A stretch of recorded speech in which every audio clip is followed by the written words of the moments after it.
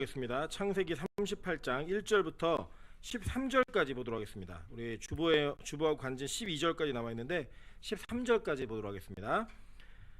창세기 38장 1절부터 13절까지의 말씀, 구약 성경 제가 가진 성경으로는 57페이지에 있습니다. 저와 여러분이 한 절씩 교독하도록 하겠습니다. 창세기 38장 1절부터 13절까지의 말씀입니다. 교독하겠습니다. 그 후에 유다가 자기 형제들로부터 떠나 내려가서 아둘람 사람 히라와 가까이 하니라.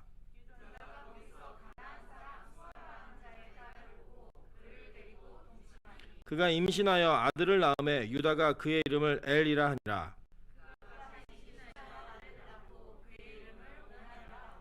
그가 또 다시 아들을 낳고 그의 이름을 셀라라 하니라. 그가 셀라를 낳을 때 유다는 거십에 있었더라.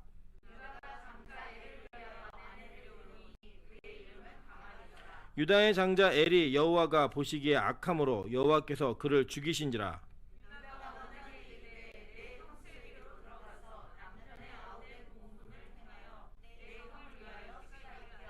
오나니 그 씨가 자기의 것이 되지 않을 줄을 알므로 형수에게 들어갔을 때에 그의 형에게 씨를 주지 아니하려고 땅에 설정하매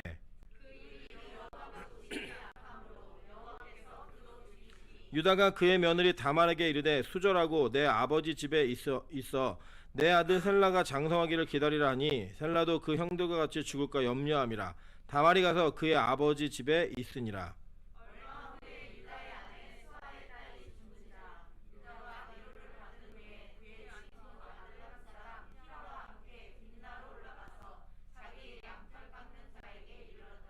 합독합니다.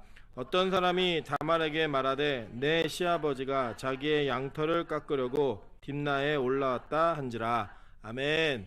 네, 우리 주변에 있는 분들에게 이렇게 한번 인사하도록 하겠습니다. 마스크로 얼굴을 가리니까 되게 예뻐 보입니다. 되게 잘생겨 보입니다. 네. 다시 한번 앞뒤로 인사하겠습니다. 안경만 쓰면 완벽한 얼굴입니다. 네. 그러나 우리 빛가소금교회 성도님들은 마스크를 벗었을 때 훨씬 더 예쁘고 잘생기신 분이라는 걸 제가 알고 있습니다. 그래서 여러분 기도 많이 하셔서 속히 그날이 빨리 올 수 있도록 기도해 주셨으면 좋겠습니다. 네, 오늘은 창세기 38장 1절부터 13절까지의 말씀을 가지고 다말 복음을 낳다라는 제목으로 하나님 말씀 증거하도록 하겠습니다. 그 제 제자 중에 그 영화 감독이 하나 있습니다. 네, 그 감독이 이제 지금은 모 방송국의 PD로 일하고 있는데 그런 얘기 하더라고요. 그 요새 그 드라마는 막장이라고 하는 요소가 들어가지 않으면 사람들이 보질 않는데요.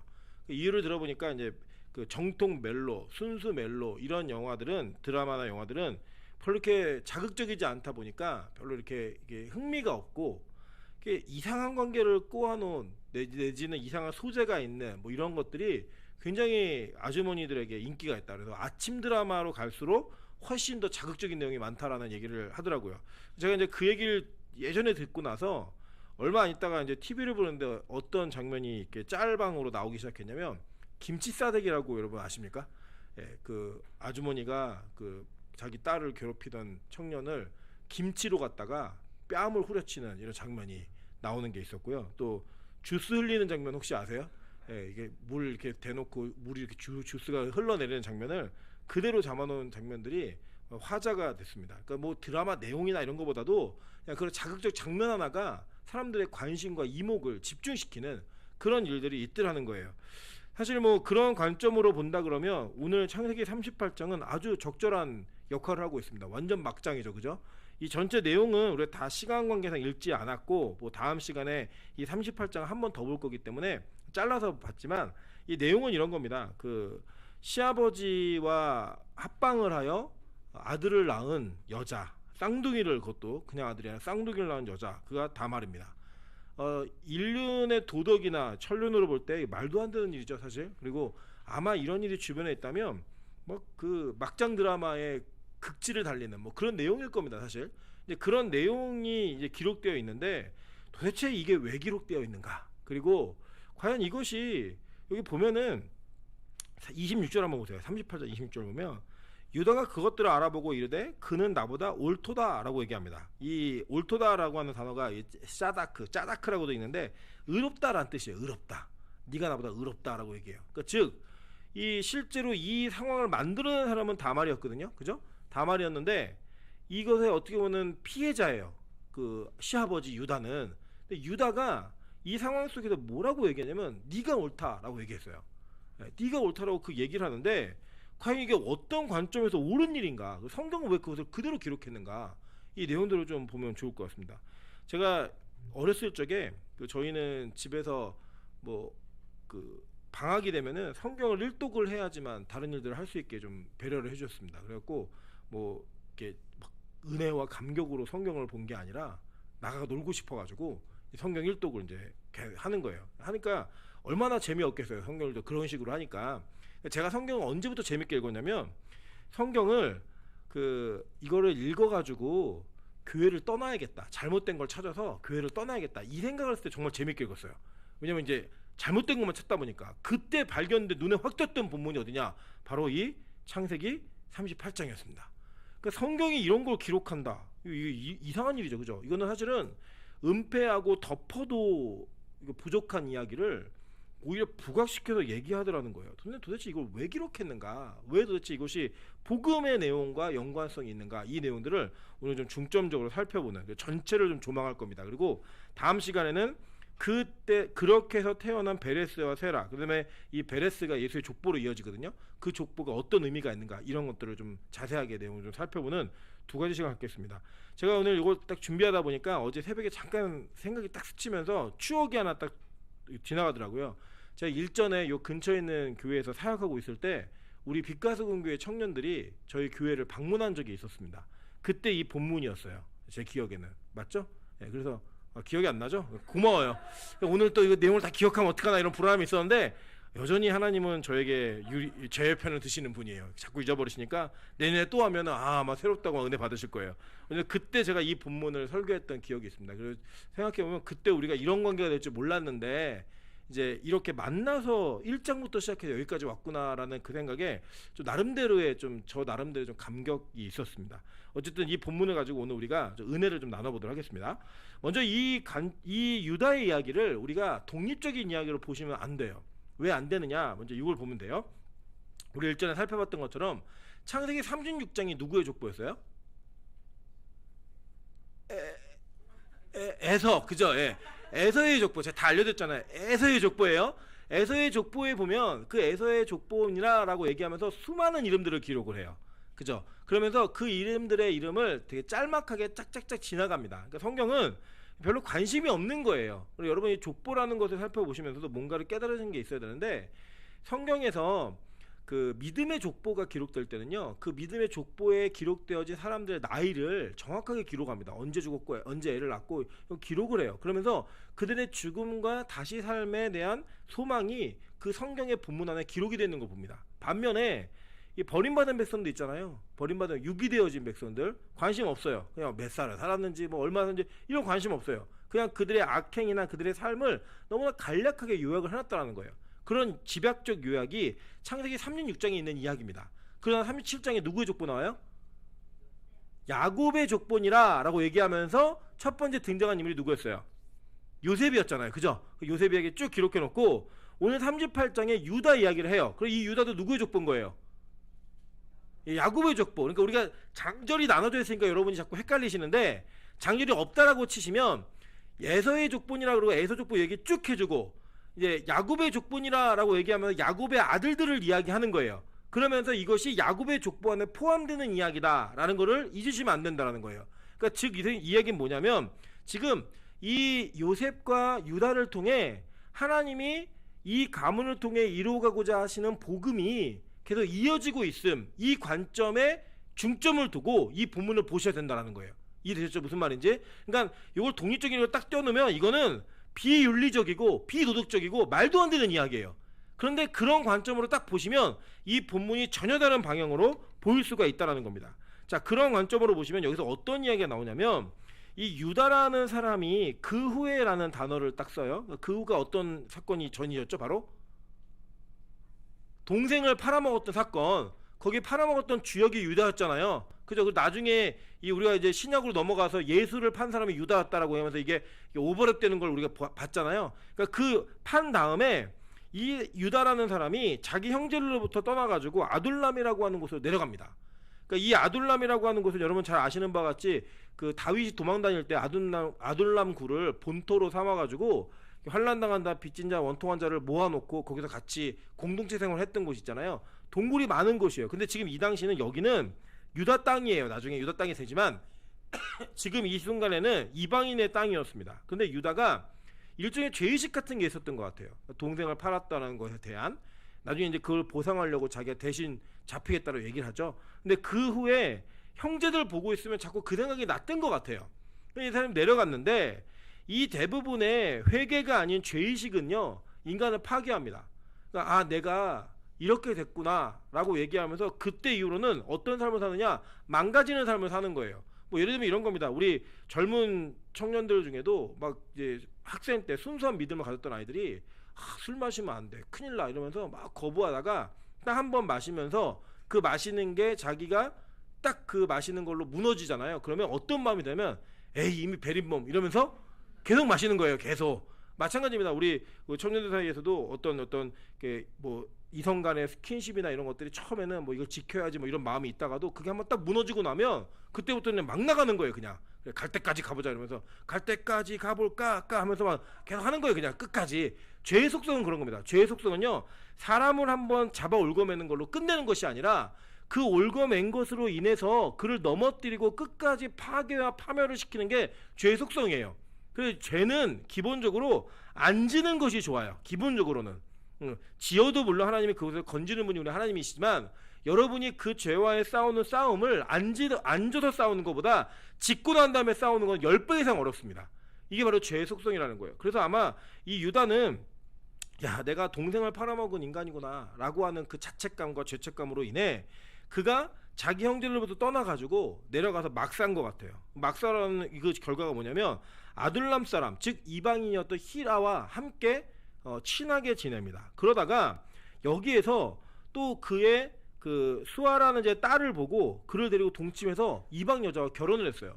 여러분 우리가 이 전에 봤던 아브라함이 이삭의 아내였던 리브가를 구할 때, 그리고 리브가와 이삭이 자기 야곱의 아내를 구할 때 하란 땅에 있는 자기 친족에게까지 가서 아내를 선택해서 데려오는 거를 여러분 몇 번 보셨죠, 그죠? 그래서 성경은 이 남자와 여자와의 결혼의 관계를 단지 남녀간의 이성의 관계로만 보는 것이 아니라 예수와 교회와의 관계로 투영한다라고 말씀드렸죠, 그죠? 그래서 이 결혼이라는 것이 그때의 친족, 즉 하나님을 알고 하나님과 가까운 자들과의 결혼을 통하여서 신앙의 순수성과 정통성을 유지하는 상징으로서 이런 계대 간의, 그러니까 그 친척 간의 결혼을 보여주는 거예요. 원래 성경은 금지시켰어요. 나중에 보시면 너무 가까운 친척과, 그러니까 형제 자매 결혼하지 못하게 했고 동침하지 못하게 만들었는데 요 순간에는 특별한 그런 상징적인 의미로서 믿는 자들과의 멍해를 같이 하는 것들, 그러니까 믿지 않는 자와 함께 할 수 없는 것들을 보여주면서 불신 결혼에 대한 경계, 그것을 가지고 요 상징적인 내용들을 보여주는 거예요. 그런데 이 상황 속에서 이 유다가 뭘 했냐면 이방인 여자하고 결혼을 했어요. 그 결혼을 갖고 아들을 낳습니다. 이제 아들을 낳는데 아들의 이름이 엘이에요. 엘. 이 헬라어로 엘은 이제 하나님을 상징하거든요. 그러니까 이름은 하나님이었는데 엘이라는 이름이었는데 그의 삶은 그렇지 못했어요. 왜냐하면 하나님이 얼마나 그가 보시기에 악했는지 악해서 죽여버렸습니다.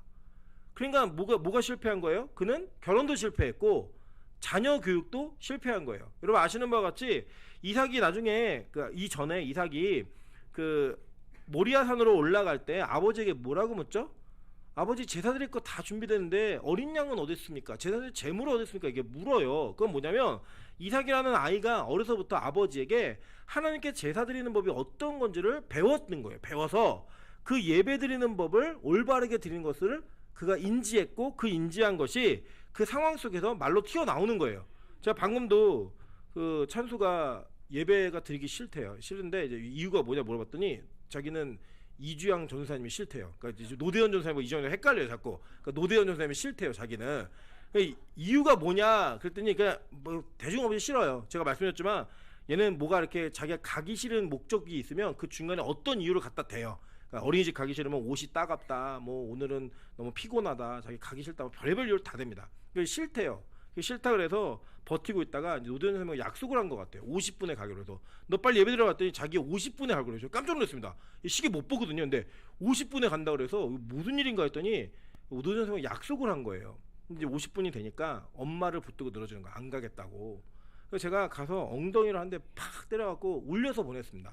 그러니까 사실 뭐 울려서 보내는 게 좋은 일은 아니지만 저는 이건 가르치고 싶었어요. 예배를 드리는 날에는 예배 말고는 다른 어떤 것도 허용하지 않는다.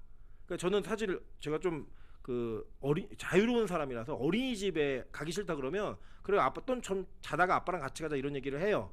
근데 예배는 절대 타협 안 합니다. 왜냐 저희 어머니가 그렇게 가르치셨거든요.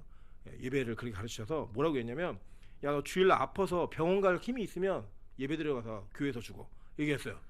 저는 그게 이제 그렇게 돼야 되는 건 줄 알았어요. 그렇게 사는 건 줄 알았고 그래서 어쩌면 저는 여러분이 보실 때 이렇게 행동하는 거는 좀 자유로운 목사 같지만 이제 신앙에 대한 부분은 상당히 보수적입니다. 그래서 저희 어머니는 굉장히 아끼시던 분인데도 교회를 늦을 것 같으면 택시를 타고 가셨어요. 그 당시에도 진짜 막 정말 아끼셨거든요. 근데 교회 예배를 늦을 것 같다 그러면 택시 타고 왔기 때문에 지각하는 거는 교회 예배를 지각하는 거는 이게 어마어마한 사건이었어요. 어마어마한 사건. 이제 그걸 이렇게 배우다 보니까 그런지 신앙적인 습관들 그냥 내가 뭘 의식하지 않아도 예배 가운데 무슨 일이 어떻게 해야 된다라는 것들은 그냥 제 머릿속에 이게 사고로 이제 박혀 있는 것 같아요. 그래서 여러분이 가끔 대하다 보면은 어리고 젊은 목사님에도 불구하고 이게 너무 예배에서는 꽉 막힌 거 아닌가라는 느낌을 받으실 수도 있을 것 같지만 이게 제 환경을 좀 이해하셨으면 좋겠고 저는 이 방법이나 이 교육이 옳다라고 생각합니다. 그러니까 적어도 우리 아이들에게 또 우리 자녀들에게 정말로 우선순위에 최우선순위에 두고 살아야 될 것이 무엇인지를 정확히 가르치셔야 돼요.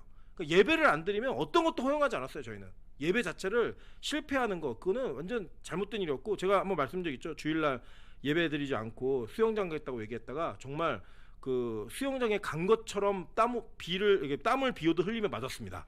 정말로 그때 죽는 줄 알았어요. 아 이게 사람이 맞다가 죽을 수도 있겠구나 이런 느낌이 들 정도로. 근데 그 결과가 예배자로 만들었다는 거예요. 근데 유다는 그걸 실패했어요. 실패하니까 어떤 일이 벌어졌냐? 하나님이 그 아들을 죽여버렸습니다. 죽였는데 이 엘이 살아 있을 때 이 아버지가 자기가 이방 결혼했잖아요. 이방 결혼했는데 자기의 아들인 엘에게도 이방 여자를 갖다 댄 거예요. 그 여자가 누구냐? 다말이에요. 이 다말이 이 엘하고 결혼했는데 결혼한 상태에서 하나님이 엘을 죽였어요. 이 엘을 죽이고 나니까 이 아버지가 뭐라고 얘기하냐면 그 동생이었던 오난에게 야 너 가서 형수하고 합방을 해라 라고 얘기를 한 거예요. 자 이걸 보면 왜 어떻게 이럴 수가 있어 라고 생각할 수 있지만 고대 근동에서 이게 워낙 자연스러운 일이었습니다. 왜냐하면요 지금은 저 사람 과부래 그러면 되게 부럽게 보시는 분도 있고 또 돈 많은 과부도 있으시잖아요. 막 이렇게 누리는 과부들도 있으시기 때문에 과부라는 이미지가 그렇게 막 불쌍하고 처량하고 이런 이미지는 좀 아닌 것 같아요. 근데 이 시대는요 과부는요 누구랑 동급이냐면 고아랑 동급이에요. 그래서 성경에 과부와 고아를 불쌍히 여기라 라고 얘기했어요. 그 정도로 과부는 아주 비참한 존재였습니다. 그렇기 때문에 사회보장제도로서 계대결혼이 있었어요. 신명기 25장 5절부터 6절에 보면 형제들이 함께 사는데 그중 하나가 죽고 아들이었거든. 그 죽은 자의 아내는 나가서 타인에게 시집가지 말 것이요 그의 남편의 형제가 그에게로 들어가서 그를 맞이하여 아내로 삼아 그의 남편의 형제된 의무를 그에게 다 행할 것이요 그 여인이 낳은 첫 아들이 그 죽은 형제의 이름을 잊게 하여 그 이름이 이스라엘 중에서 끊어지지 않게 할 것이니라 라고 하는 사회보장 제도였어요. 자 이게 뭐냐면 이런 겁니다. 예를 들어 삼형제가 있는데 지금 오늘 삼형제가 있었잖아요. 형이 죽으면 둘째가 형수에게 들어가서 아이를 낳는 거예요. 그리고 그 아이 첫 번째 낳은 아이가 둘째의 자녀가 되는 게 아니라 형의 아이가 되는 거예요. 그래서 그 형이 장자니까 이 장자가 아버지 재산에 그러니까 예를 들어 3명이면은 아버지 재산을 4등분 해가지고 형이 2개를 가져가요. 그 나머지 하나씩 가져가. 이게 이스라엘의 장자들에게 주는 특권이었어요. 자녀가 10명이면 재산을 11등분 해가지고 장자에게 2등분을 주는 거예요. 그래서 나머지 나누는 거예요. 그러니까 즉 이 동생은 형수와 함께 애를 낳았지만 그 아이는 형의 그 계보를 잇는 아이가 되어서 집안의 장자권을 그가 가져가는 거예요. 그러니까 이거는 이 과부를 보호하기 위한 방법이었고 그 집안의 대가 끊어지지 않게 하기 위한 하나님의 배려적인 차원에서 이 시대에서만 유효했었던 그 시대 법이에요. 이해되시죠? 지금 그러시면 안 돼요. 지금 그러시면 잡혀갑니다. 이거는 신문에도 나시고 굉장히 큰 어려움을 당할 수 있기 때문에 그게 아니라 그 시대에만 했던 일인 거예요. 자 그런데 이 둘째 입장에서 한번 보자는 거예요. 오난의 입장에서 이 오난이 볼 때 형에게 아이가 없으면, 그러니까 형수가 애를 계속 못 낳으면 장자권이 누구에게 오는 거예요? 자기에게 오는 거예요. 그러면 형 이제 삼형제였으니까 4등분을 해갖고 25%씩 나눠가지고 4등분 중에 2개를 가져가면 몇 프로 가져가는 거예요? 50%를 가져가는 거예요. 그러니까 자기 아버지가 남긴 것, 그리고 자기 아버지의 권한, 이 모든 것들이 자기에게 올 수 있는 가능성, 그것도 절반이나 와요. 애가 많지도 않으니까. 그 절반이나 올 수 있는 기회를 놓칠까요? 안 놓칠까요? 우리 같았으면 안 놓치겠죠. 그죠? 그래서 이게 뭘 하냐면 일종의 피임을 하는 거예요. 그러니까 정액을 땅에다 쏟는 거예요. 계속. 그러니까 이걸 보고 하나님이 이 둘째의 의도가 악해서 죽여버렸어요. 그러니까 여러분, 그래서 이걸 근거로 해서 천주교는 피임하면 하나님이 안 기뻐하신다고 얘기를 해요. 근데 그게 아니고요. 이 오난이라고 하는 둘째의 의도가 악했던 거예요. 그러니까 이 집안은 형제들끼리 다투고, 그러니까 자기 아버지 때에서 뭐 했어요? 맨날 삼촌들하고 작은아버지 큰아버지가 맨날 다투고 누가 더 많이 갔느냐, 시기 질투하고 죽이고 팔아넘기고 이런 거를 본 거예요. 그냥 보면서 컸으니까 자기들끼리도 그런 게 너무나 지극히 당연한 거죠. 그래서 가끔 우리 한동안 한국교회 유명했던 그 가게 흐르는 저주가 있다 이런 책이 엄청 많이 팔렸잖아요. 여러분, 그 신학적으로 동의할 수 없습니다. 잘못된 거예요. 그런데 거기다 말하는 내용을 우리가 어느 정도는 차용할 수 있는 부분이 뭐냐면, 신앙은 교육되어져요. 죄는 학습되어져요. 그래서 부모가 어떻게 살아가느냐를 그 자녀들이 그대로 담습니다. 되게 무서워요, 진짜. 그러니까 그 찬수가 가끔씩 말을 할 때 얘가 어떻게 이런 말을 하지, 이런 얘기를 해요. 가끔씩 제가 찬수가 저희 아내를 너무 힘들게 하면, 야, 너 아빠 여자야, 괴롭히지 마, 이렇게 제가 얘기를 하거든요.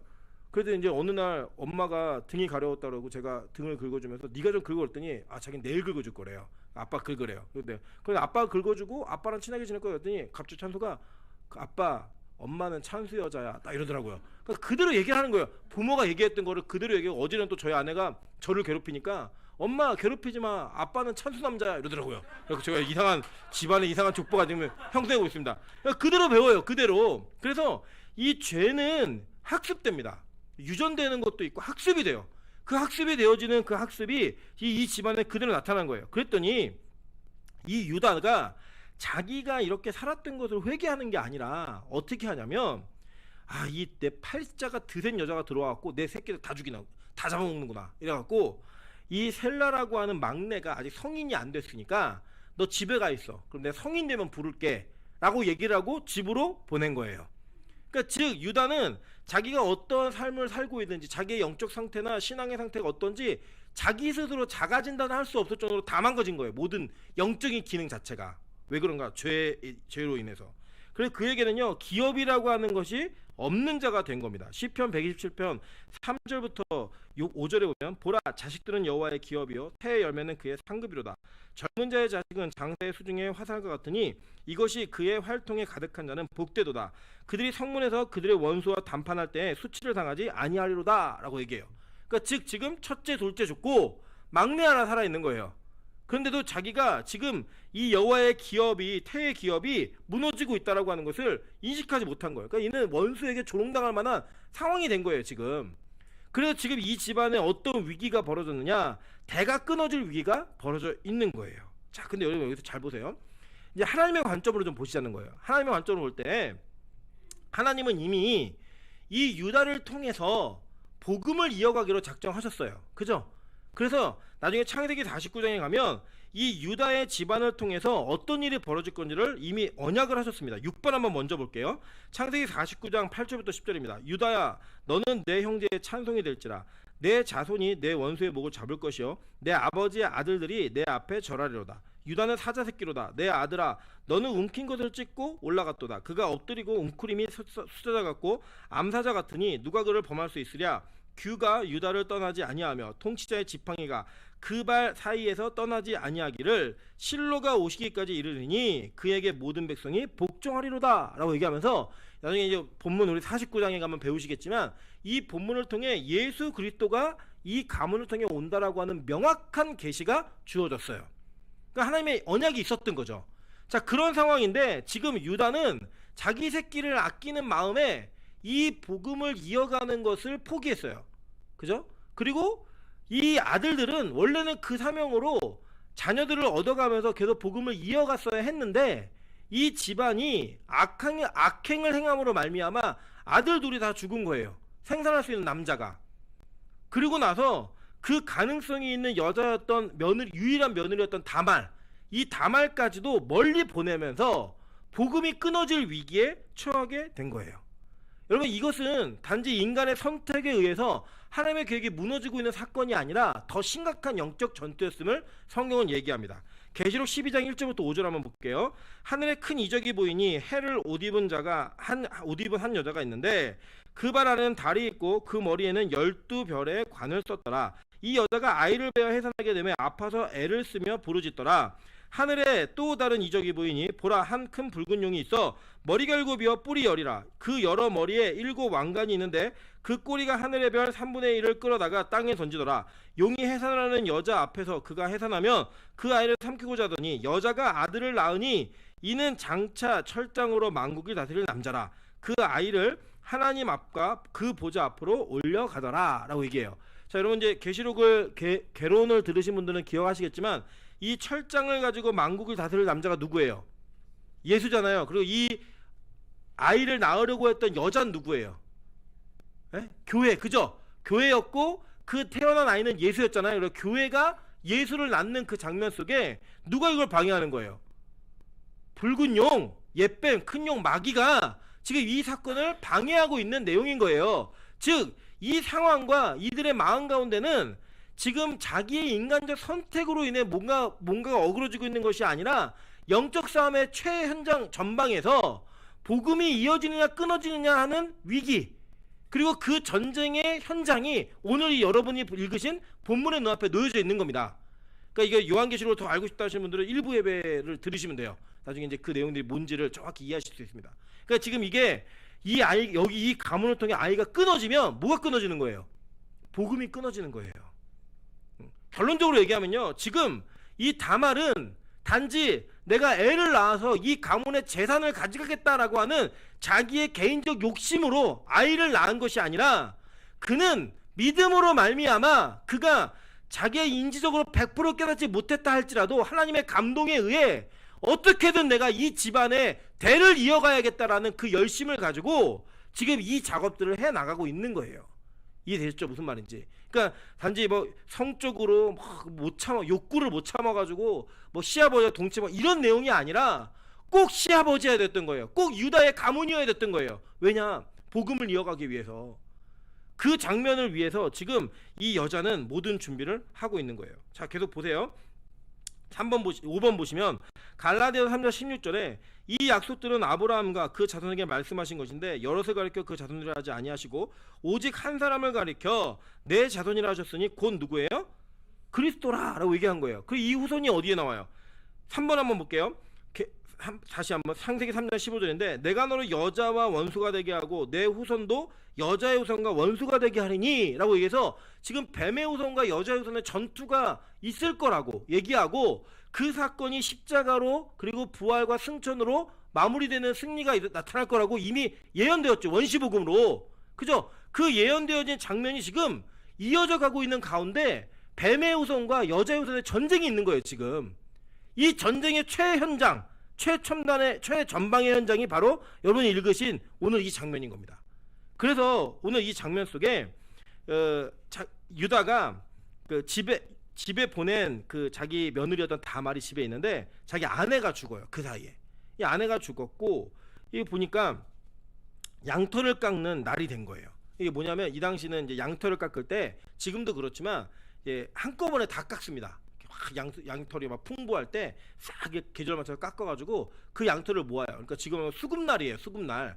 농사로 지면 추수하는 날, 그런 날인데 지금 여기 보면은 이 여자 다말이 시아버지가 있었던 딥나로 올라가가지고 어떻게 위장하냐면 창녀로 위장을 합니다.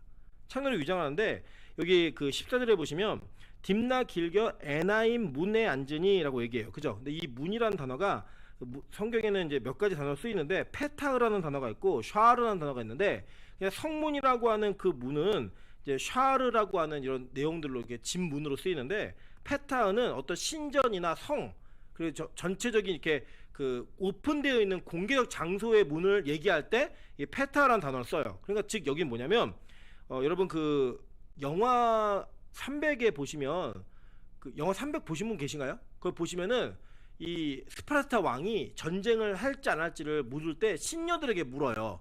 근데 그 신녀들을 가보시면 그들이 막 옷을 그게 가릴 듯 안 가릴 듯 막 시스루라는 거나요? 그런 거 입고 막 이렇게 있는 장면이 있어요. 근데 그게 뭐냐면 고대 근동의 이방신들을 섬기는 여사제들. 그들이 누구였느냐? 바로 공창, 그러니까 그 공적으로 창녀의 역할을 하는 사람들이었어요. 그러니까 헌금을 내고 그들과 성적으로 연합을 할 수 있는 그런 모습이었던 거예요. 왜 이런 일이 가능했냐면 여러분 아시는 바와 같이 성경에는 우상을 얘기할 때 그 바알과 아세라에 대한 얘기를 많이 합니다. 기억나시나요? 이 바알과 아세라들의 신전은 어떤 식으로 지어져 있냐면 지붕이 없어요. 지붕이 없습니다. 왜 지붕이 없냐면 그 안에서 바알과 아세라는 이제 아세라는 땅의 신이고요. 바알은 하늘의 천둥신이에요. 번개신이에요. 번개신. 그래서 이 번개신이 그 번개가 치고 막 이렇게 울리면 뭐가 와요? 비가 오잖아요. 그래서 거기서 뭘 하는 거냐면 그 신전에서 여기 우리 뭐 다 성인만 계시니까 이 남자와 여자가 아주 문란하고 아주 끈적끈적한 성적인 행위를 계속 하는 거예요. 그 안에서. 그러면은 그걸 누가 보냐면 하늘의 신인 바알이 천둥신인 바알이 하늘에서 뚫려진 천장을 통해 그걸 다 보는 거예요. 그 흥분해 갖고 자기의 여자인 아세라를 찾는 거예요. 그래서 이 아세라를 찾아서 이 아세라와 성적인 연합을 가지면 그 성적인 연합을 가진 남자의 클라이막스 때 나오는 분비물이 비가 돼서 떨어진다는 거예요. 그게 교리예요. 교리. 그래서 이들은 그 교리 속에 그 문란한 성관계를 가져도 죄의식이 느끼지 않는 거예요. 이건 예배 행위 중에 하나야. 내가 성적으로 타락하고 윤리적인 도덕을 어기는 게 아니라 이거는 농사 지을 때 반드시 필요한 예배 행위야 라고 하는 관점으로 이걸 이해하는 거예요. 여러분 이거 보시면 이게 어떻게 상식적으로 가능하지? 라는 생각 하시겠지만 여러분이 잘 아시는 뭐 박태선, 문성명 이런 사람들 피가름이라고 하는 그 내용들 있잖아요. 그래서 그 자기와 합방을 해야지만 피가 깨끗해진다 라고 얘기했던 그거를 교리적으로 받아들이니까 이 사람들이 그걸 다 하는 거예요. 실제로 제가 이거는 정확하게 확인한 바인데 우리는 성찬식에서 포도주를 나누면서 그 예수의 피라는 개념을 갖고 우리가 그 영적인 임재로 상징하잖아요. 통일교도 비슷한 걸 합니다. 근데 뭐냐면 그 포도주에다 문성명의 정액을 섞어요. 그래가지고 그걸 마셔요. 그게 나눔이에요. 그게 그렇게 하는 행위를 해요. 근데 걔네들이 그거를 이상하게 생각 안 하는 이유가 뭐냐면요, 걔네 그 교리예요. 그 믿음이고 신앙이에요. 그걸 딱 바꾸니까 문란하고 말도 안 되는, 우리 이성을 이해할 수 없잖아요. 근데 그런 일들을 자행하는 일들이 벌어지는 거예요. 근데 그러한 문화와 그러한 사회를 누가 지금 자연스럽게 접하고 있느냐? 유다가 자연스럽게 그걸 접하고 있는 거예요. 그래서 이 창기하고 잠자리를 갖는 겁니다. 창녀로 여겨서. 잠자리인데 며느리인 줄 알지 못해요. 두 가지 이유가 있었어요. 하나는 뭐냐면 이 여자가 위장을 했어요. 그죠? 위장을 했고, 둘째는 이 남자가, 이 유다가 술을 얼마나 많이 마셨는지 자기 며느리인지도 알아보지 못할 정도로 술을 마시고 지금 이 동침을 하는 거예요. 그러니까 지금 이 유다는 계속 범죄의 연속을 계속하고 있는 거예요. 범죄 연속을. 첫째, 불신의 결혼했죠. 그죠? 그리고 유다 거짓말했잖아요. 자기 다말에게 너 셀라 크면 부를 테니까 가 있어. 근데 거짓말했어요. 그러고 나서 뭐 했어요? 음행을 저질렀어요. 그 음행의 연속으로 계속하는 거예요. 계속. 자기 죄가 죄인지도 모르고 그렇게 이제 있었습니다. 근데 유다가 이제 한마디로 화대를 안 갖고 온 거예요. 화대가 없는 거예요. 그러니까 내가 너 염소 새끼 한 마리 줄게. 그랬더니 여자가 그러면 담보물을 내놔라 라고 얘기한 거예요. 그리고 그 담보물로 뭘 받냐면 이 도장하고 지팡이 그리고 끈을 받아요. 이거 세 개를 다 받아요. 그리고 이제 헤어진 거예요. 유다가 이제 그러니까 뭔가 여러분이 얘기하면 인감을 맡긴 거예요. 인감도 맡기고 다 맡긴 거예요. 찾으러 가야 돼, 안 가야 돼요? 가야 되는 거죠. 그래갖고 이제 유다가요, 나중에 이제 술이 깨고 나왔고 찾으러 간 거예요. 가갖고 주변에서 묻는 거예요. 여기 창녀 하나 있지? 어딨니? 그러니까 여기 우리 동네 창녀 없는데? 이게 당황한 거예요. 뭐지 이게? 이게 무슨 상황이지? 기다리고 그리고 그냥 찾다가 이거 안 되겠는데? 그러면은 안 되겠네. 내가 이거 약속을 안 지킨 사람이 될 수도 있고 도장 찾아내는 게 힘들겠네. 이런 고백들을 하는 걸 보게 됩니다. 자, 보세요. 22절 본문이에요. 21절부터 볼게요. 그가 그곳 사람에게 물어 이르되 길곁 에나임에 있던 창녀가 어디 있느냐? 그들이 이르되 여기는 창녀가 없느니라. 그가 유다에게로 돌아와 이르되 내가 그를 찾지 못하였고 그곳 사람도 이르기를 거기에는 창녀가 없다 하더이다 하더라. 그러니까 사람을 보낸 거예요. 그때 없다 하더이다 하니까 유다가 이르되 그로 그것을 가지게 두라. 우리가 부끄러움을 당할까 하노라. 내가 이 염소새끼를 보냈으나 그대를 찾지 못하였느니라 라고 얘기한 거예요. 그러니까 뭐냐면 단범을 그냥 그 사람 갖게 둬라 라고 얘기하고 이 사건을 마무리하는 걸로 끝내는 거예요. 자, 그런데 이 뒤에 이제 어떤 사건이 벌어집니까? 하룻밤을 동침했는데 임신을 했어요. 누가요? 다말이. 그래서 이제 집에 있던 유다가 갑자기 얘기를 들은 거예요. 유다씨 지금 큰일 났습니다. 당신 며느리요 임신했어요. 그랬더니 유다가 뭐 폭발한 거예요. 아니 감히 끌어내라. 끌어내요. 그래갖고 뭐라고 하냐면 불살라 죽이려 그래요. 불살라 죽이라고 명령해요. 24절 보세요. 석 달 후에 어떤 사람이 유다에게 일러 말하되 내 며느리 다말이 행음하였고 그 행음함으로 말미암아 임신하였느니라. 유다가 이르되 그를 끌어내어 불사르라 라고 얘기했어요. 죽여버리겠다는 거예요. 자, 여러분 여기 이 장면을 보면 여러분 되게 웃기지 않으세요? 네. 지금 어떤 상황이냐면 유다가 불신 결혼했죠, 거짓말했죠, 음행했죠. 그의 인생의 모든 흔적들이 죄의 연속이에요. 뭐 심지어는 그 전까지 따지면 동생 팔아먹었죠. 유괴해서 원래 유다가 죽어야 되는 백성이에요. 근데 그 죽어야 되는 백성이 어떤 자기의 며느리, 자기 소관으로 처리할 수 있는 영역 속에 며느리가 임신했다는 얘기를 듣고요, 내린 처방이 뭐냐면 불살라 죽이라는 거예요. 이게 누구의 속성이냐? 죄를 지은 자들의 속성이라는 거예요. 여러분 우리가 죄로부터 자유할 수 있는 방법은 두 가지가 있습니다. 뭐냐면 세 가지죠. 정확히 말하면 세 가지인데, 첫째, 진짜 복음으로 온전히 사는 방법, 죄로부터 자유할 수 있어요. 두 번째, 모든 사람이 다 죄를 짓게 하면 돼요. 그러면 그 죄로부터 자유할 수 있어요. 세 번째, 가장 많이 쓰는 방법인데, 나는 비교적 저 사람보다 죄를 덜 짓고 있다라고 하는, 그래서 상대방의 죄를 확대하면 우리는 그 죄로부터 자유함을 얻을 수가 있습니다. 뭐냐? 여러분이 5,000원을 훔쳤어요. 5,000원 훔쳤는데 여러분이 누굴 찾으면 되냐면 5만 원 훔친 사람을 찾는 거예요. 그리고 5만 원 훔친 사람을 계속 욕하고 계속 그 사람을 부각시키면 여러분이 어떤 자유함이 생기냐면, 야 5,000원은 훔친 것도 아니야. 그러다가 500만 원 훔친 사람 만나잖아요. 그거 대박이에요. 나는 선한 사람이에요. 완전히. 야 5,000원은 양반이야. 500만 원도 훔친 인간이 있어 라고 얘기하는 거예요. 그래서 하는 행동이 뭐냐? 우리는 이 사회는 죄를 지은 사람들을 찾아요. 혐오의 대상을 반드시 찾아요. 그래서 그 혐오의 대상을 찾아놓고 그들의 죄를 폭력적으로 공격하면서 내가 얼마나 깨끗한 사람인지를 증명하기 위한 노력을 계속하는 거예요. 그 결과 남에 대한 죄를 지적하는 데는 익숙한데 자기의 죄를 바라보는 눈은 가려져 있는 거예요. 그래 여러분 그 내용들을 많이 보시지 않습니까? 많이?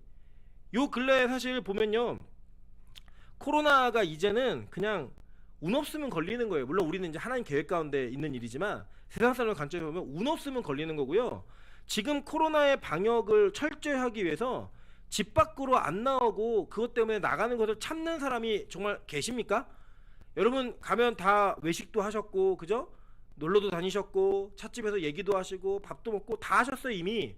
원래 진짜로 누군가 그렇게 걸린 사람을 욕하려면 아무것도 안 한 상태에서 그냥 계속 집에서 사셨어야 돼요. 2월달부터 지금까지 집 밖으로 나오지 않고, 나올 때는 온갖 자기를 방역할 수 있는 모든 도구를 다 갖추고 한 번도 뭐 턱스크라든지 코스크 쓰지 않고 다닌 사람만이 욕할 수 있는 자격이 있는 거예요. 그죠? 여기에서 누가 자유로우세요? 어젠가요? 그젠가 저희 아내하고 어딜 갔는데 저희 아내가 그러더라고요. 아 코로나 끝났네. 그래요. 사람 너무 많아가지고 코로나 끝났어요. 공원에 갔구나. 공원에 갔는데 차가 어마어마해가지고 세울 데가 없어요. 저희는 물론 지나가는 지금 상황이었지만 세울 데가 없어요. 음식점이요? 차고 넘칩니다. 넘쳐요. 그런데 우리는 우리 상황 속에도 마찬가지예요. 누군가 한 사람이 뭐 코로나 걸렸다 그러면 그 사람 욕하기 바쁜 거예요. 예를 들어 마찬가지일 겁니다. 우리 중에 예를 들어 한 지체가 코로나를 알았다, 코로나에 걸렸다라고 얘기를 하면 우리 아마 어마어마한 욕할 겁니다. 그 사람. 그런데 따지고 보면 우리도 그 사람과 동일하게 살았어요.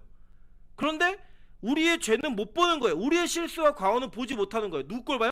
상대 걸 보는 거예요. 상대 걸. 부부간에도 마찬가지죠. 여러분 어떤 부부가 누가 묻더라고요 저한테. 목사님은 집에서 갑이에요 의리에요 묻더라고요. 아니 부부간에 갑을이 어디 있어요. 죄인지도 다. 저만 다 못했겠습니까? 저희 아내도 못했겠고. 저만 잘했겠습니까? 저희 아내는 더 잘했겠죠.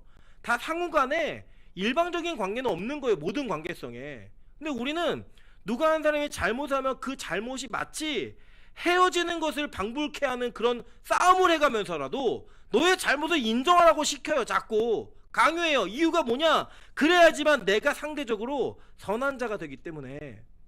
지금 그 짓을 누가 하고 있냐? 유다가 하고 있는 거예요. 유다가. 심지어는 이는 이렇게 잘못하고 있는 일이 어떤 내용이냐면 도덕적 윤리적 차원에서 얘기하는 게 아니라 복음을 막고 있는 거예요. 하나님의 족보, 믿음의 족보가 이어지는 그 족보를 막고 있는 어마하게 심각한 죄를 저지르고 있음에도 불구하고 자기가 볼 때 윤리적 도덕적으로 아니 어떻게 수절하고 있는 여인이 임신을 해? 음행을 저질렀네? 데려다 불사질러 죽여. 그건 뭐예요? 즉 자기가 죽어야 되는 일을 그대로 얘기하고 있는 거예요. 그대로. 그 얘기를 하면서도 일반의 부끄러움도 없어요. 일만의 망설임도 없어요. 우리 그렇잖아요. 내가 저 사람이 나랑 똑같은 죄를 지었는데 내가 그렇게 욕할 자격이 있을까? 내가 욕할 수 있는 마음이 될까? 자격이 될까? 이런 내용들 우리 한 번쯤 고민해 본다면 우리가 지금 하고 있는 말의 절반 이상은 줄어들 거예요. 남의 이야기하는 것에 절반 이상은 다 줄어들 거예요. 그죠? 이 장면 가운데요, 유다가 이 범죄함을 통해 원래 유다가 당해야 되는 내용이 뭐냐면요, 계시록 21장 11번 한번 보세요. 계시록 21장 6절부터 8절입니다. 또 내게 말씀하시되 이루었도다. 나는 알파와 오메가요 처음과 마지막이라. 내가 생명수 샘물을 목마른 자에게 값없이 주리니 이기는 자는 이것들을 상속으로 받으리라. 나는 그의 하나님이 되고 그는 내 아들이 되리라. 그러나 두려워하는 자들과 믿지 않는 자들과 흉악한 자들과 살인자들과 음행하는 자들과 점성가들과 우상숭배자들과 거짓말하는 모든 자들은 불과 유황으로 타는 못에 던져지리니 이는 둘째 사망이니라 라고 얘기해요. 이걸 여기까지 딱 보니까요, 유다의 처방은 맞는 것 같아요. 그죠? 만약에 이 다말이 음행을 저질렀다는 확신이 유다가 갖고 있었으니까 그 음행을 가지고 이가 불에 타 죽는 게 맞다라고 해서 불에 태워 죽이라는 거예요. 실제로 보면요, 신명기 20장 20절에도 뭐라고 얘기하냐면요, 어떤 남자가 유부녀와 동침한 것이 드러나거든 그 동침한 자와 그 여자를 둘 다 죽여 이스라엘 중에서 악을 제할지니라. 율법에도 부합해요. 그죠? 마태복음 5장 10절을 보니까 이렇게 얘기해요. 내가 율법이나 선지자를 폐하러 온 줄로 생각하지 말라. 폐하러 온 것이 아니요 완전하게 하려 함이라 라고 예수님은 또 이거 완전하게 하러 왔대요. 와, 지금 이거 보니까요, 유다의 처방은 너무나 맞는 것 같아요. 그죠? 맞는 것 같은데 지금 이 유다가 한 가지 간과하고 있는 게 뭐냐면 자기가 더 큰 죄인이라는 거예요. 도덕적으로 윤리적으로도 더 큰 죄인이고 그 이면에 숨겨진 내용적으로는 비교도 할 수 없는 죄인이에요. 뭐냐? 지금 유다는 복음을 막고 있는 거예요. 복음을. 그 막고 있는 죄를 지은 자가 지금 그 죄를 해결하고 그것들을 풀어가는 자에게 불에 태워 죽이라고 말하고 있는 거예요. 그게 지금 우리 이 세대인 겁니다. 여러분, 우리는요 가끔씩 우리가 의인인 척 살아가는 경우가 참 많습니다. 특별히 이 설교자들 또 직분자들 이런 사람들은 이 죄를 범하기가 참 쉬워요. 왜냐? 우리가 가르치는 자이고 책임지는 위치에 있다 보니까 무언가 자꾸 통제하고 무언가를 제안하고 제시하는 것이 마치 사명을 다하는 것처럼 여길 때가 있다라는 거예요. 그래서 이거 하지마, 이거 해 라고 하는 것들을 자꾸 얘기해주고 그걸 말하다 보니까 마치 자기는 이 모든 걸로부터 초월하고 이거 모든 것을 자유해서 그 위에서 얘기해주는 것처럼 얘기할 때가 진짜 많습니다. 우리가 집안에서는 부모가 그럴 수 있죠. 그죠? 부모가 그런 단점이 있고 그런 어떤 잘못을 저지르고 있음에도 불구하고 그 잘못하는 자녀에게 가르친다는 명목하에 자기는 잘못이 없는 의인처럼 얘기할 때 있더라는 거예요. 제가 어제도 지적을 받았거든요. 제가 찬수가 TV를 틀면 밥을 먹을 때 밥을 30분 먹고 1시간 먹어요. 그러니까 이제 TV 볼 때는 밥 먹을 때는 TV 보지 마 이렇게 얘기했어요. 그리고 이제 TV를 너무 보니까 너무 보지 마라고 얘기했어요. 그런데 이제 어제 제가 뭘 정리하다가 TV로 뭘 하고 있으니까 찬수거든요. 아빠는 맨날 TV만 해. 딱 얘기하면서 그냥 돌아가는 거예요. 그만 한마디 하고 선지자였어, 선지자. 너의 죄를 보라는 거죠. 예. 네가 나한테 말할 자격이 돼? 이런 거예요. 그게 우리 인생인 거예요. 그게 우리 인생. 근데 우리는 여전히 유다 같은 짓을 하며 살고 있더라는 거예요. 근데 여러분 잘 보세요. 예수님이 내가 율법을 폐하러 온 게 아니라 완성하러 왔다라고 얘기했잖아요. 그건 뭐냐면 율법을 다 이루시겠다는 거예요. 근데 어떻게 이루시는 거냐면 저와 여러분이 율법을 이룰 수 있습니까? 못 이뤄요, 여러분. 이거는 그냥 가능성을 그냥 제로로 놓으시면 돼요. 제로로. 그 여러분의 이걸 왜 제로야? 여러분 인생 돌이켜 보세요. 여러분의 인생에 하나님이 정밀한 율법의 잣대로 여러분 들여다보면 다 죽어야 되는 인생이에요. 근데 하나님 그걸 완성시키러 왔다는 거예요. 어떻게 해요?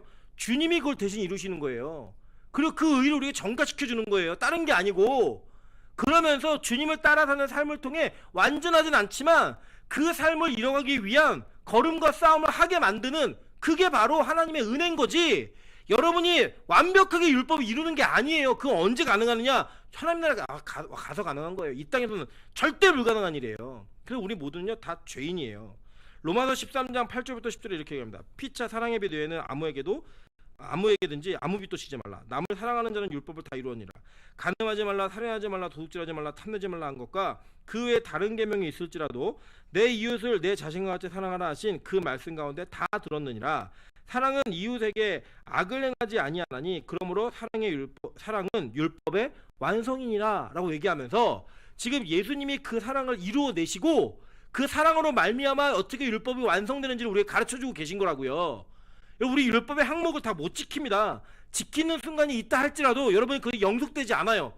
반드시 그것은 무너집니다. 여러분 자식이 계속 이쁘든가요? 아내와 남편이 계속 좋고 사랑스러우시든가요? 아닐 때 있잖아요 진짜. 그죠? 아닐 때 있잖아요. 그냥 이루어진 평화, 어떤 부분은 포기하고 어떤 부분은 그냥 관심 밖으로 내놓은 거예요. 그래서 평화가 이루어지는 거죠. 우리 지난주에 그 유머 있었잖아요. 한 번, 두 번으로 이루어지는 평화가 진짜 평화예요? 그거 진짜 평화 아니에요. 그거는 가장되어진 평화예요. 힘으로 말미암아 눌러놓은 평화라고요. 그런 일들은 복음이라고 얘기하지 않아요. 그런 일들을 완성이라고 얘기하지 않는다고요. 사랑으로 완성하는 거예요. 바울도 동일하게 얘기했어요. 바울이 복음을 이방인들에 전하니까 이방인들이 막 예수를 믿기 시작했어요. 그랬더니 이 유대인들이 이방 그리스도인들에게 율법 지키라고 얘기한 거예요. 그럴 때 바울이 항변하면서 얘기한 게 뭐냐면, 그런데 지금 너희가 어찌하여 하나님을 시험하여 우리 조상과 우리도 능히 매지 못하던 멍에를 제자들의 목에 두려 하느냐. 니들도 못해놓고 왜 그거를 제자들의 목에다 두려고 하니? 너는 말도 안 되는 나쁜 놈들 아니야? 얘기하는 거예요. 근데 이걸 누가 하고 있냐? 우리가 하고 있는 거예요. 여러분 교회가요 앞으로 이제 성장을 하다 보면, 성장했으면 좋겠어요. 우리가 많은 영혼들을 살리는 일도 좀 했으면 좋겠거든요. 성장하다 보면 교회에 이상한 애들 많이 옵니다. 이상한 사람들 되게 많이 와요. 근데 우리가 어떤 기준을 보냐면 30년 신앙생활하고 20년 신앙생활하고 10년 이상 신앙생활한 그 눈과 평가의 기준을 가지고 그들을 보는 거예요. 그 걔네들 뭐예요? 다 죽어마땅한 죄인들이죠. 그래서 그걸 갖고 평가하는 거예요. 판단하는 거예요. 여러분 이럴 수 있어요.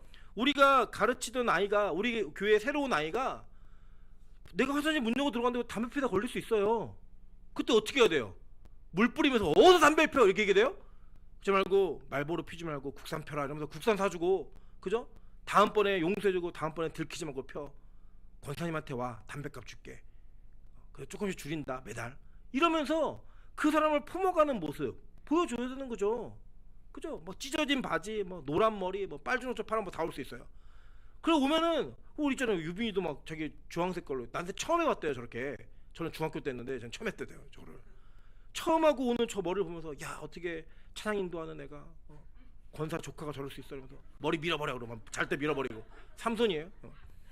그러면서 그 죄와 잘못된 부분을 지적하고, 여러분 어떻게 여러분의 기준을 가지고 우리 30년 된 교회가 새로운 성도들을 우리 기준에 맞추라고 얘기해요. 그러냐 뭐냐면 걔네들한테 죽으란 얘기예요. 숨막혀 죽으란 얘기예요. 새로운 성도가 미숙할 수 있죠. 술 취해갖고 앉아있는 사람이 있을 수 있죠. 와갖고 1년 내내 조는 사람이 있을 수 있죠. 그럼 그걸 보면서 저놈의 인간 하지 마세요. 여러분도 그러셨잖아요. 여러분도 우리도 그런 시기가 있었잖아요. 모르고 못 모르고. 제가 물론 저도 찬수를 좀 때려서 보냈지만 저 아이가 예배 계속 실패할 거예요. 근데 저는 포기하지 않을 거예요. 왜냐 저도 그랬거든요. 저도 어렸을 때 가갖고 막 선생님이 가르치는 거 뭐 재미없다고 막 누워있고. 제 기억에 어떤 게 있냐면 교회에서 좀 이렇게 온 지 얼마 안 된 새신자 아이가, 제 2학년 때예요. 새신자 아이가 장난꾸러기였어요. 근데 걔한테 모범상을 준 거예요. 잘하라고. 전 그게 너무 이해가 안 돼가지고 제가 주일학교가 9시에 예배 시작하면 10시 반에 끝나는데 10시 반부터 저녁 7시까지 울었어요. 교회가 불합리하다고. 그래서 전사님 와서 사과하라고. 결국 전사님 사과했어요 저한테. 그 여러분 알고 있는 김영남 목사님 와서 사과했어요 저한테. 미안하다고 모범상을 딴 애한테 줬다고. 근데 저는 그 모범상을 걔한테 준 게 이해가 안 된 거예요. 그러니까 제가 더 죄인인 거죠. 이 죄의 기준을 가지고, 제 죄성을 가지고 남들을 다 판단하는 거예요. 저는 얼마나 모범생이었다고. 아니었거든요. 맨날 선생님한테, 선생님 질문하면 애들이 딴 애한테 물었는데 제가 안다고 먼저 대답해놓고, 아 우리 선생님 실력 없다 그러면 자고 누워있고, 그리고 장의자였으니까. 그랬던 제가 떠드는 애 모범생 줬다고 아침 10시 반부터 저는 7시까지 울었다니까요. 안 가고 뻗대고 앉아가지고 막 사람들이 와서 그러지 말고 네가 한번 이해해라. 뭘 이해를 해요? 뭐 교회가 어떻게 이럴 수 있냐고 울고, 교회가 이럴 수 있냐고, 하나님 살아계신 거 맞냐고 이러면서 막 울고 막 그랬어요. 걔도. 그랬던 인간이에요 제가. 여러분 그거 지금 우리가 계속 하고 있잖아요. 여러분 눈에 막 보기 싫은 거, 그리고 눈에 걸리는 거 너무 많죠. 왜 없겠어요? 그런데 그게 진짜 복음의 태도냐고요. 복음의 태도. 오늘 유다가 그랬다니까요. 하나님의 복음은요, 여러분이 가지고 있는 윤리도덕적 기준과 여러분이 가졌던 신앙의 기준이 진리가 아닙니다. 성경이 뭐라고 얘기하나 한번 볼게요. 로마서 1장 16절부터 10절에 이렇게 얘기합니다. 내가 복음을 부끄러워하지 아니하노니 이 복음은 모든 믿는 자에게 구원을 주시는 하나님의 능력이 됩니다. 먼저는 유대인에게요, 그리고 헬라인에게로다. 복음에는 하나님의 의가 나타나서 라고 얘기해요. 하나님의 의가 나타나는 거래요. 그러니까 복음은 뭐냐? 하나님의 의, 즉 예수 그리스도를 통해 나타나는 의가 나타나는 것이지, 우리 인간의 의가 드러나는 게 복음이 아니라고 얘기하는 거예요. 그래 뭐라고 얘기해요? 뒤에 나타나서 믿음으로 믿음에 이르게 하나니 기록된 바 오직 의는 뭐 때문에 산대요? 믿음으로 말미암아 살리라라고 얘기하고 있잖아요. 그죠? 그걸 우리가 못 받아들이는 거예요. 못 받아들이는 거예요. 그리고 이 다말이 여러분 마태복음 1장에 예수의 족보에 기록이 됩니다. 뭐라고 기록되는지 한번 볼게요. 아브라함과 다윗의 손 예수 그리스도의 계보라. 아브라함이 이삭을 낳고 이삭은 야곱을 낳고 야곱은 유다와 그의 형제들을 낳고 유다는 다말에게서 베레스와 세라를 낳고 베레스는 헤스론을 낳고 헤스론은 람을 낳고. 이게 말이나 가당키 난 일이에요. 시아버지와 동침해서 애를 낳은 여자가 족보에 기록돼 있어요. 그것도 명백하게 시아버지에게서 애를 낳았다라고 기록하고 있어요. 원래는 여기 누가 들어가야 돼요? 엘이 들어가야 되잖아요. 엘. 근데 그 인간은 빠진 거예요. 오난이 들어가야 되잖아요. 그 인간은 뺀 거예요. 왜? 복음을 막은 자들이니까, 믿음으로 살지 못한 자들이니까, 하나님의 의가 드러나는 것을 동참하지 않은 자들이니까 다 뺀 거예요. 그리고 그 의가 나타나는 것에 동참한 다말을 여기다 갖다 끼워 넣는 거예요. 여러분 이 일이 여러분 쉽다고 생각하십니까? 절대 쉽지 않아요. 이거는요 정말로 자신이 가지고 있는 형편과 자신이 가지고 있는 의지와 이런 모든 것들을 포기하고 내려놓지 않으면 가능하지 않은 일이에요. 그래서 유다는요 이 장면 속에 그를 죽이고자 합니다. 그때 이 다말이 끌려나가면서 그 담보물을 꺼내는 거예요. 이거 누구 거게요? 와, 이 대역전, 대반전. 그걸 본 유다가 깜짝 놀라는 거예요. 저거 내 도장인데, 내 지팡인데, 내 끈인데. 그걸 볼 때 하나님은 그것을 통해 자신의 죄가 뭔지를 폭로시켜버린 거예요. 유다가 그걸 보고 뭐 했어? 내가 성매매했을 때 내가 화대로 주었던 보증물로 저걸 줬던 건데, 내가 그런 인간이지. 그리고 내가 왜 그랬지? 쟤는 왜 나를 통해 애를 가지려고 노력을 했지? 다 그게 생각이 엉키는 거예요. 엉키면서 풀어진 게 뭐냐? 쟤는 우리 가문을, 복음을 이어가는 그 복음에 섰던 사람이구나. 나는 그 복음을 막고 있던 사람이었구나 라고 그것들을 알아보는 거예요. 알아보고 나서 하는 고백이 뭐냐? 26절에 유다가 그것들을 알아보고 이르되 그는 나보다 뭐라고요? 옳도다 라고 얘기하는 거예요. 그러면서 고백합니다. 내가 그를 내 아들 셀라에게 주지 아니하였음이로다 하고 다시는 그를 가까이하지 아니하였더라. 이게 어떤 로맨스, 성적인 욕구 이런 걸로 외워진 게 아니라는 걸 얘기하는 거예요. 유다도 몰랐어요. 몰랐는데 딱 깨닫고 보니까 맞아, 내가 내 아들 막내 셀라를 주지 않았지. 여기서부터 이 문제가 출발했구나 라는 걸 깨닫는 거예요. 그래서 이 다말은 지금 그 시아버지를 통해 자기의 자녀인 쌍둥이를 낳은 것으로 마무리된 것이 아니라, 그는 마태복음 1장에 기록하고 있는 복음이 복음을 낳았던 그 복음을 이어가고 있는 연결고리로서 자기의 사명을 다한 거예요. 그래서 유다는 그 부정한 것처럼 보이는 그 여인에게 네가 옳도다 라고 말하는 거예요. 여러분 윤리적 사회적으로 보면요, 유다가 이거 피해자예요. 그죠? 당한 거예요 완전히. 근데 성경은 유다가 아니라 다말이 옳다라고 얘기하고 있는 거예요. 하나님은요 그렇게 우리를 폭로시키는 겁니다. 여러분의 도장, 끈, 지팡이 있으시잖아요. 그죠? 그 폭로하시는 거예요. 그 폭로를 통해 내가 얼마나 죄인인지, 내가 얼마나 남을 얘기할 수 없는 존재인지를 정확하게 알려주고 있는 거예요. 정확하게. 우리의 눈이 왜 바뀌어야 되는지 여러분을 돌아보시라는 거예요. 여러분, 솔직히 우리가 지금까지 예수를 믿지 않고 교회에 찾아오는 불신자들은 그게 죄인지 몰랐어요. 근데 우리는 10년, 20년, 30년 평생을 예수를 믿으면서 뭐가 죄인지 알면서 죄를 지어왔잖아요. 그 지어온 죄인들이 어떻게 죄가 뭔지도 모르고 지은 죄인들에게 손가락질할 수 있습니까? 못하는 거예요. 그래서 진짜 복음은요, 자기 부인이 되지 않으면, 내가 죄인이다라고 하는, 내가 진짜 죄인이다라는 나에 대한 폭로가 온전하게 납득되지 않으면 예수 그리스도에 대한 의를 붙들 수가 없어요. 절대 못 붙듭니다. 왜냐? 내가 내 힘으로 할 수 있기 때문에, 뭔가를 바꿀 수 있기 때문에. 여기요, 뭐 왜 너는 이렇게 예배를 못 드리니? 너 이렇게 설교 시에 설교 안 듣니? 얘기하지 마세요. 그냥 자기가 죄인이라는 생각이 없기 때문에 안 들리는 거예요. 아니, 들어도 몰라요. 그걸 가지고 시비를 걸지 마시라는 거예요. 그냥 기도하세요. 하나님, 내가 죄인입니다. 그래서 대부분 그렇게 잔소리하는 사람 나랑 관계된 사람이잖아요. 내가 의인처럼 살다 보니까, 내가 의인인 것처럼 척하다 보니까 정죄하고 판단하는 것에 저 사람이 지쳐서 상처투성이로 그냥 저렇게 자기 의를 지키며 살고 있군요. 그 고백을 하셔야 되는 거예요.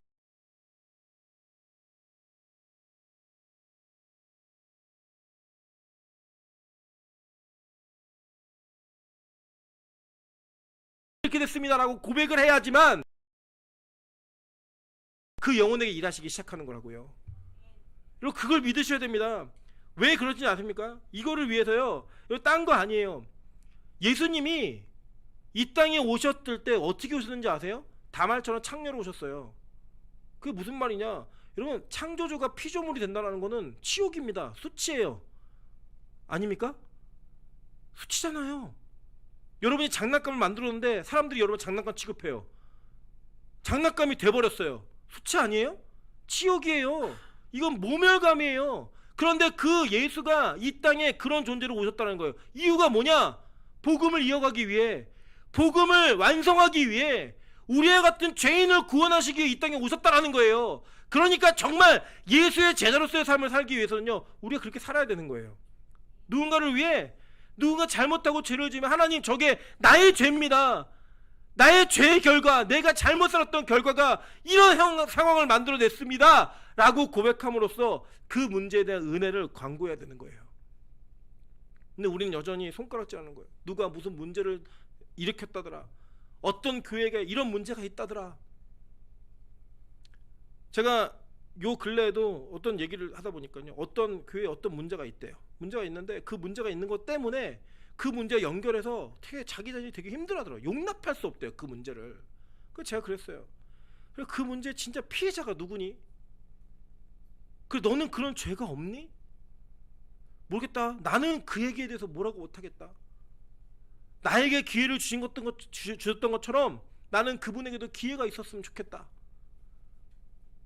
제가 진짜 죄인이라고 고백하니까 바뀌어지더라고요. 예전에 안 그랬어요. 제가 아까도 얘기했지만 모범상 줬다고 아침 10시부터 7시까지 울었고요. 제가 남을 지적하고 남이 뭘 잘못하는지를 말하는데 명수였습니다. 정명수가 아니라 제가 그런 그 죄의 맨 앞장서 갖고 남을 비판하고 판단하는 데 있어서는요, 어마어마한 실력을 가지고 있는 사람이에요. 여러분, 제가 한국교회 웬만한 설교 잘한다는 목사님 설교 다 들으면서 그분의 장점이 뭐 강점이 뭔지 다 알아요. 판단하고 그런 논문 써내고 그런 글 써내면 칭찬받았습니다. 예리하다고. 그랬던 저에게 하나님이 제가 얼마나 설교할 수 없는, 설교의 자격이 없는 자인지를 하나님 폭로시켰어요. 야, 봐봐, 네 지팡이, 네 도장, 네 끈 여기 있지? 그걸 내놓으시는데 아무 말도 할 말이 없더라고요. 아무 말도 할 말 없고, 하나님 죽여주세요, 하나님 저가 목회를 안 할 수 있게 도와주세요 라는 그 두 기도밖에는 할 수 없을 때 하나님이 저를 찾아오셨어요. 진짜로 예수님이 저를 찾아오셨어요. 그래서 제가 완전히 바뀐 거예요. 완전히 바뀌어요. 그 바뀌기 전에 만났던 애가 송기호, 유정우 이런 애들, 바뀐 후에 만난 분들이 여러분이에요.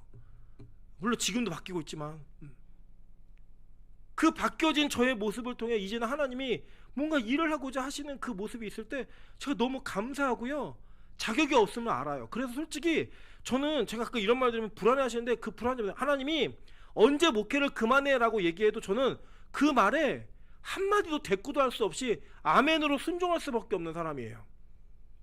그래서 뭐 이 교회에 얼마 있을까 이런 거 저 몰라요. 뭐 위임이 되면 언제까지 이런 거 몰라요. 그냥 주님이 있을 할 때까지 있을 거고요. 주님이 목회하라 그럴 때까지만 할 거예요. 왜냐, 저는 그 죄인이라고 제가 스스로 알아, 인정해요.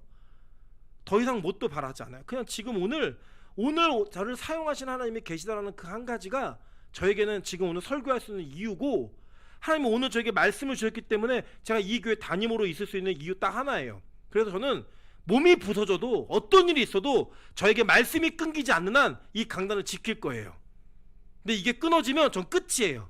왜냐, 여러분 잘 아시지만 저는 자살을 3번이나 기도했던 사람이고, 저는 의학적으로 설명할 수 없는, 뭐 시간이 그 정도 지났으면 죽는 게 마땅한데 죽지 않고 살아났던 경험으로 덤으로 사는 인생이에요.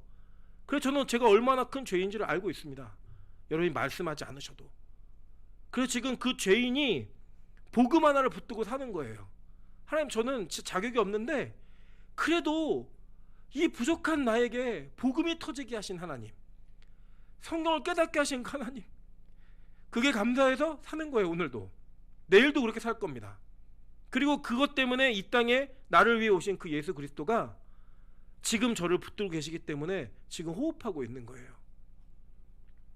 다말이 복음을 낳았습니다. 그래서 그는 족보에 기록되었어요. 저도 그러고 싶어요. 저 다말 같은 창녀 같은 남자입니다. 창기 같은 존재이고요.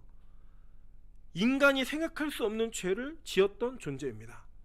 그 죄인인 저에게 복음 하나를 품게 하셔서 그 복음 때문에 오늘도 살 수 있게 만드신 그 하나님이 오늘 이 낮에 이 예배 가운데 여러분에게도 찾아오셨으면 좋겠습니다. 그래서 여러분이 죄인이라는 걸 충분히 인정하고 그 인정한 가운데서 내 소망이 무엇인지를 알고 아무것도 없는 그 상황에 하나님이 여러분에게 도장하고 지팡이와 끈을 내놓으실 때, 맞습니다 주님, 제가 죄인입니다. 맞습니다 주님, 제가 쓰레기입니다 라고 인정하면서 오직 주님만이 옳으십니다, 당신이 옳으십니다 라고 말할 수 있는 그 믿음이 있을 때 하나님은 이 교회에 저와 여러분을 구원의 자리로 인도하실 겁니다. 복음의 족보에 기록하실 겁니다. 그날을 바라보면서 오늘도 다말이 복음을 낳았던 것처럼 하나님, 나도 복음을 낳는 자가 될 수 있게 도와주십시오.